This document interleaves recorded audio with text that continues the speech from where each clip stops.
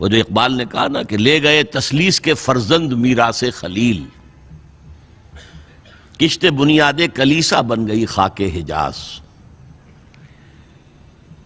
تسلیس کے فرزند میراث خلیل لے گئے تھے، بیت المقدس ان کے کروسیڈرز کے قبضے میں آ گیا تھا 1099 میں، اور رہا تھا 1187 تک، 88 ایئرز۔ لے گئے تسلیس کے فرزند میراث خلیل، تو میراث موسوی جو تھی وہ منتقل ہو گئی محمد رسول اللہ صلی اللہ علیہ وسلم رات کی امت کو۔ ان کا قبلہ کینسل، یہ قبلہ آ گیا، تو سب سے زیادہ دکھ تو انہیں تھا۔ اب جو وہاں سے کاؤنٹر ریولوشنری موومنٹ آئی ہے وہ عبداللہ ابن سبا یہودی۔ بعض لوگ آج یہ بھی کہہ دیتے ہیں کہ یہ تو ایک ایسی ہی افسانوی شخصیت ہے، کوئی اس کا وجود ہی نہیں تھا۔ بڑی زیادتی کرتے ہیں، خاص طور پر ہمارے بعض اہل تشیع یہ کہتے ہیں، حالانکہ ان کی کتابوں کے اندر درج ہے کہ حضرت علی نے عبداللہ ابن سبا اس کے 40 ساتھیوں کو آگ میں زندہ جلوایا۔ رجال کشی کے اندر دیکھ لیجیے، لکھا ہوا موجود ہے۔ لیکن چونکہ کچھ لوگوں نے شیعت کے لیے لفظ سبائیت استعمال کرنا شروع کر دیا، اس لیے وہ ڈیفنس میں کہتے نہیں سبا تو یہ تو افسانوی شخصیت ہے، سبا کوئی تھا ہی نہیں عبداللہ ابن سبا۔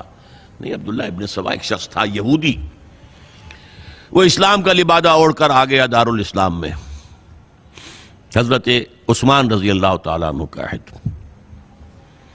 اور ایک مغالطہ میں چاہتا ہوں کہ ان دی فرسٹ انسٹنس دفع کر دوں۔ عام طور پر اتنی غلط طریقے سے تاریخ بیان ہوئی ہے کہ حضرت عثمان کے عہد خلافت کو سمجھتے ہیں پورا کا پورا عہد خلافت غالباً فتنوں ہی کے اندر تھا اور اختلافات ہی تھے اور خانہ جنگ۔ معاذ اللہ، ایسا نہیں تھا۔ طویل ترین دور جو ہے دور خلافت حضرت عثمان کا ہے، 12 سال۔ حضرت ابوبکر کے 2.5 سال، حضرت عمر کے 10 سال، دونوں کو جمع کریں گے تو عثمان کا، اور اس میں 10 سال بالکل اسی شان کے ہیں جو حضرت عمر کے خلافت کے شان ہے، کوئی اختلاف نہیں۔ اور فتوحات کا دائرہ بڑھتا چلا جا رہا ہے، تھمتا نہ تھا کسی سے سیل رواں ہمارا۔ اس کے آخری ایام میں یہ شخص آیا اور اس نے ایک تو یہ کیا کہ پرانی جو قبائلی عصبیت تھی اس کو زندہ کیا۔ خلافت تو بنو ہاشم کا حق ہے، محمد ہاشمی تھے صلی اللہ علیہ وسلم۔ ہاؤ کم یہ ایک بنو امیہ کا شخص کیسے بیٹھا ہے؟ دیکھیے اس شخص نے کتنا انتظار کیا۔ حضرت ابوبکر بنو امیہ میں سے نہیں تھے، لہذا یہ فتنہ اس کے خلاف نہیں ہو سکتا تھا، کیونکہ چشمک جو تھی وہ بنو امیہ اور بنو ہاشم کی تھی، بڑی پرانی تھی۔ یہ بڑے برابر کے یہ دو کلینز جو تھے مد مقابل تھے ایک دوسرے کے، باقی چھوٹے قبیلے تھے، بنو تیم ہیں، بنو عدی ہیں، لیکن مقابلہ تھا بنو امیہ اور بنو ہاشم کا۔ حضرت ابوبکر بنو تیم میں سے، حضرت عمر بنو عدی میں سے، بنو امیہ میں سے حضرت عثمان۔ اب اس کو موقع ملا، اب آیا یہ اموی، یہ بن گیا۔ یہ سب غاصب ہیں، ابوبکر بھی، عمر بھی، عثمان بھی۔ خلافت پہلے دن سے علی کی ہے اور اس کو ملنی چاہیے۔ اس سے آگے بڑھ کر، اور علی تو خدا ہے، انکارنیٹ، گاڈ انکارنیٹ، یہ اس کا عقیدہ جس نے پھیلایا۔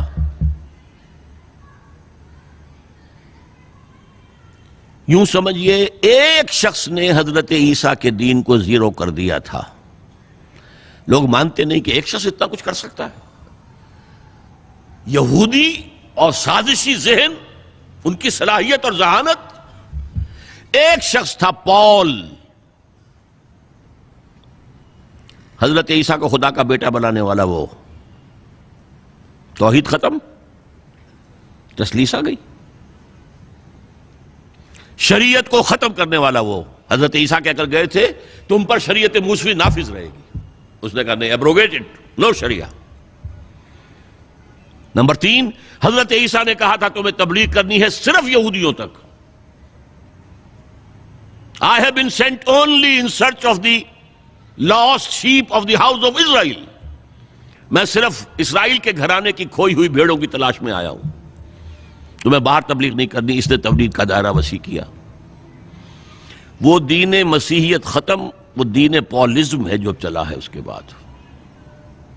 سمجھ رہے اس بات کو؟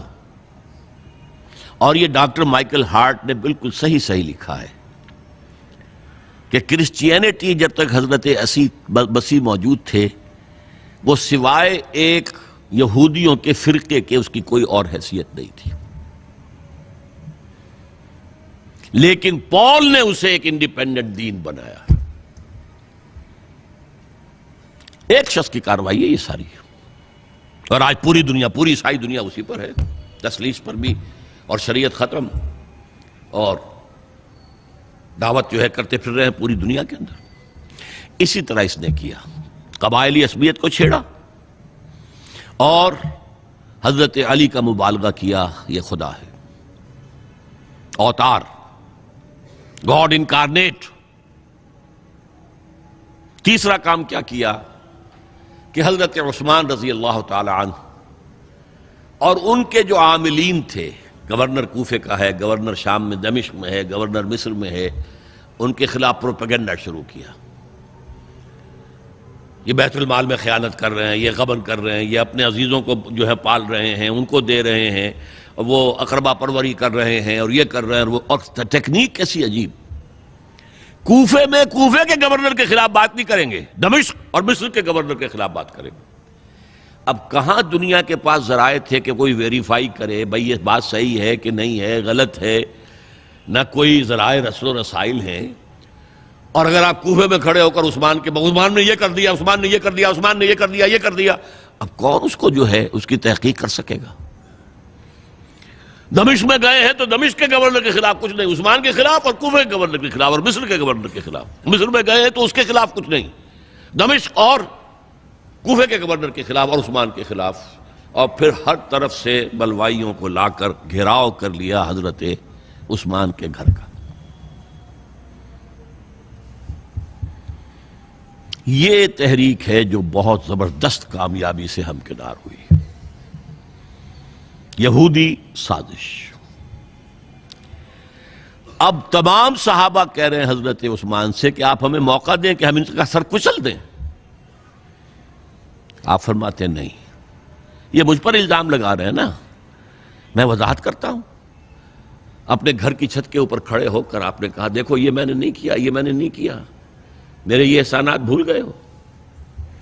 حضرت علی نے مسجد نبوی میں کھڑے ہو کر جتنے الزامات لگائے تھے ان سب کی طرف سے برات کا معاملہ کیا کہ جھوٹ کہہ رہے ہو تم، عثمان پر کوئی غلطی جو ہے، کوئی خیانت ثابت نہیں۔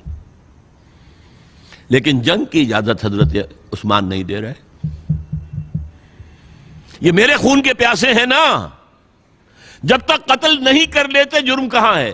جب قتل کر لیں گے تم قصاص دے لینا، لیکن میں کسی کلمہ گو کی جان نہیں لینا چاہتا، صرف اپنی جان کے تحفظ میں۔ یہ ہے عزیمت کا پہاڑ۔ لوگ کہتے ہیں کمزور تھے، جان بچانے کے لیے تو آدمی پتہ نہیں کیا کچھ کر بیٹھتا، اور طاقت ہو تو طاقت کو کیسے استعمال کرے گا۔ حضرت امیر معاویہ کی طرف سے پیغام پر پیغام آ رہے ہیں کہ آپ ہمیں اجازت دیں میں فوجیں بھیجوں اور ان کا قلع کما کر دیا جائے۔ حضرت عمرو بن العاص کا پیغام آ رہا ہے مصر سے، آپ ہمیں اجازت دیں۔ طلحہ، زبیر، علی اجازت مانگ رہے ہیں مدینے کے اندر، آپ اجازت دیں کہ ہم جنگ کریں ان سے۔ نہیں۔ آخر کار حضرت علی نے دونوں بیٹوں کو، حضرات حسنین، حضرت حسن، حضرت حسین، دروازے پر کھڑا کر دیا، پہرے دار حضرت عثمان کے، حضرت حسن، حضرت حسین، کہ کوئی گھر میں داخل نہ ہونے پائے۔ پچھواڑے سے آئے ہیں اور شہید کیا ہے۔ میرے نزدیک تاریخ کی مظلوم ترین شہادت بمانی مقتول فی سبیل اللہ وہ حضرت عثمان ہے۔ بلکہ میں جرات کر رہا ہوں ذرا، آپ کو معلوم ہے علامہ اقبال سے مجھے کتنا تعلق قلبی ہے۔ میں نے ان کے ایک شعر میں ترمیم کی ہے، میں سمجھتا ہوں انہوں نے صحیح نہیں کہا۔ غریب و سادہ اور رنگی ہے داستان حرم،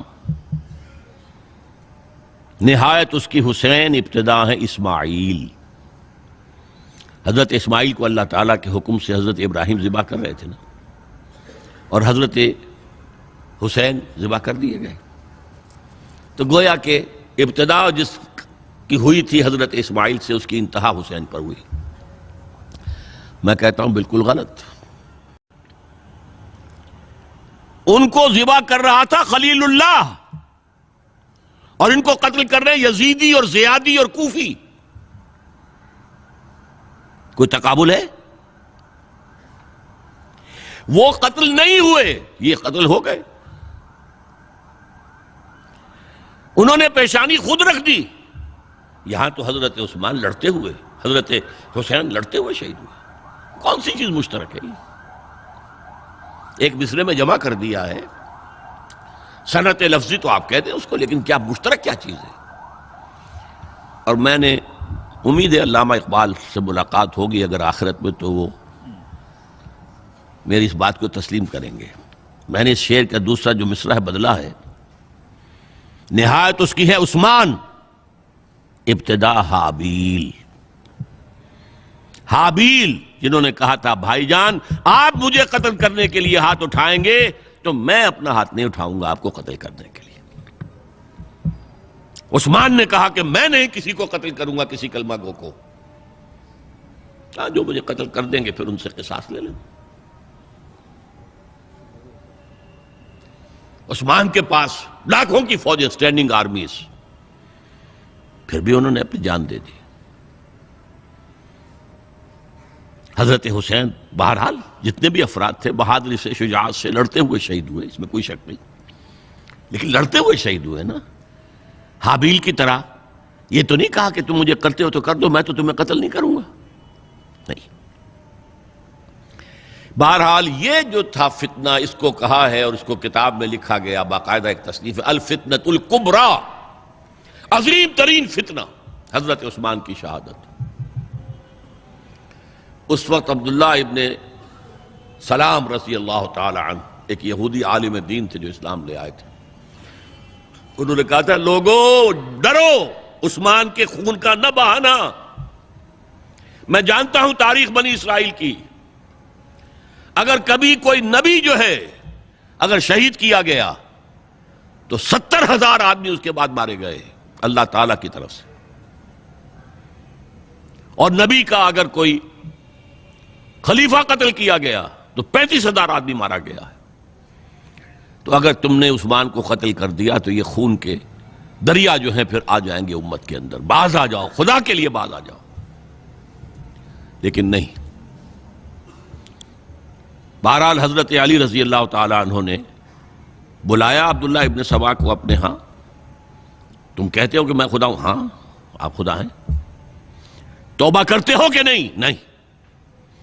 میں تمہیں زندہ جلا دوں گا. جلا دو. تم خدا ہو، ہماری آزمائش کر رہے ہو. حضرت علی نے عبداللہ ابن سبا کو 40 ساتھیوں سمیت زندہ جلوایا.